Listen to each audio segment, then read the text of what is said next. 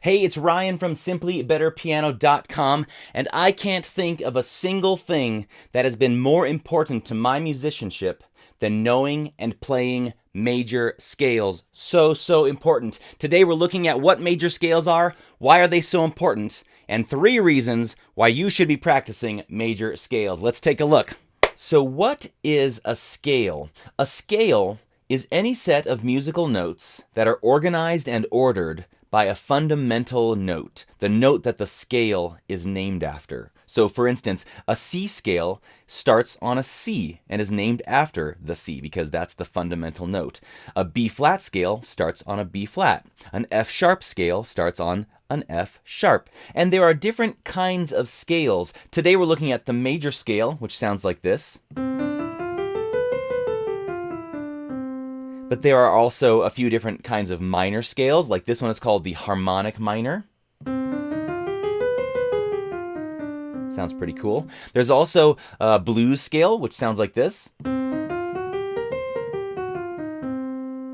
Learning scales is like learning the alphabet. We learn the alphabet in order to read and write effectively and understand language more deeply. And we learn scales in order to play and write music more effectively and understand music more deeply.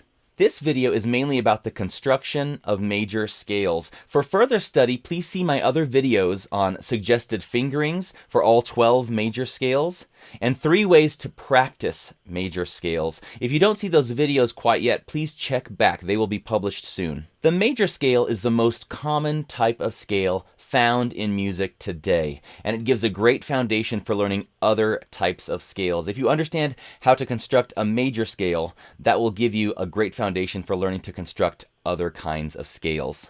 So how do you build a major scale? It's built using a series of half steps and whole steps. And that series of half steps and whole steps stays constant regardless of which note you start on. So if you understand the series of half steps and whole steps, you can pick a note and follow that series, and pretty soon you will have all the notes that belong to that note's major scale. And just to review, a half step is the smallest distance between any 2 notes on the piano. And a whole step is equal to the distance of 2 half steps added together. For instance, a C to a C sharp is a half step. But a C to a D is a whole step because it's the same distance as 1 half step up and then another half step up. So C to D is a whole step, C to C sharp is a half step. For more information on half steps and whole steps, see my video introducing the piano keyboard. So here is the sequence of half steps and whole steps. You start with the fundamental note and then you move up whole step, half step, whole step, whole step, whole step, half step. That's it. 2 whole steps, then a half step, then 3 whole steps, then a half step. So let's do that starting on a C. So play C, and then move up whole step, half step, whole step, whole step, half step. And here we have the C major scale. And the C major scale, as you can see, only is on the white keys. There are no black keys in the C major scale. Let's find another one. Let's start it on E. So we have E here, and we move up whole step, half step, whole step, whole step, half step. And we have the notes of the E major scale. Let's do one more. Let's start on A flat this time. So here's A flat, and then let's move up that sequence of whole steps and half steps. Here we go. So we move up whole step, half step, whole step, whole step, half step.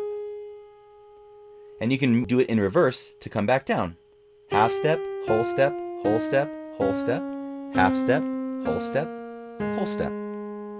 So pause the video and try this a little bit. Start on a note and then just move up that series of whole steps and half steps, and you will have the major scale that begins on whatever note you first played. So now here are 3 reasons you should be practicing major scales regularly. Reason number 1, it is a great warm-up. If you begin every practice session by playing through all 12 major scales, your body and mind will be more focused and prepared to tackle the music you are working on that day. It increases the circulation to your hands and wrists, and whenever I begin my practice by playing scales, I just feel more prepared, warmed up, and ready to go. Reason number 2, practicing scales makes it easier to play in different keys. As you practice through all 12 major scales regularly, you will become more and more comfortable with the notes that are in those scales.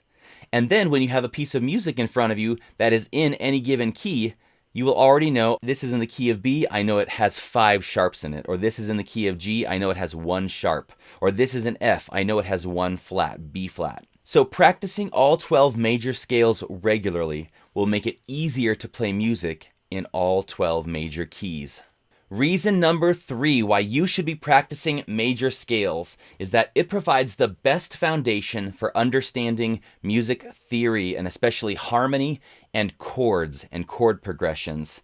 If you understand what notes are in a given major scale, it's easier to understand what chords naturally belong to that scale. For instance, if I'm playing in the key of G, which I know has 1 sharp, F sharp, then I know all of the following chords belong in the key of G. Or I could say they are diatonic to the key of G. They have notes that are in the scale of G major. So G, A minor, B minor, C major, D major, E minor, and F sharp diminished. There are many, many other aspects of music theory that will be helped and aided by your understanding of major scales and how to construct all 12 major scales. So today we talked about major scales, how to construct them, and 3 reasons it is important to practice major scales. If you are interested in learning to play piano better, and especially learning how to play chords better, then you will want to check out my Quick Start Chord Guide. It is step-by-step instructions to how to play the 5 most common types of chords on piano, and you can find that at simplybetterpiano.com/guide. So you want to download that, check it out. It will be a big help to you. And if you do download it and you find it helpful, please leave a comment and let me know if that has been helpful to you. Otherwise, thanks for joining me today, and I hope to see you on the next lesson.